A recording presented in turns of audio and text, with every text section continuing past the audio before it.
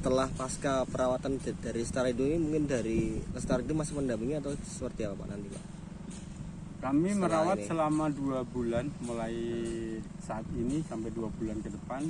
Nah selanjutnya nanti kami semacam alih ilmu lah atau gitu untuk ke manajemen untuk menunjuk tim groundsman yang ada saat ini untuk melanjutkan dengan metode, insya Allah kami akan arahkan bagaimana metode perawatannya dalam pelaksanaan Liga 2 ini sampai selesai.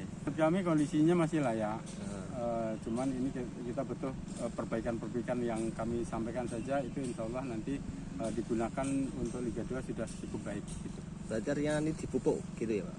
Betul, kalau untuk perawatan, metode perawatan kami sudah siapkan menyesuaikan dengan kondisi rumput yang ada dan perkembangannya kami harus lakukan metode perawatan seperti apa sudah kami programkan untuk mengejar verifikasi tersebut.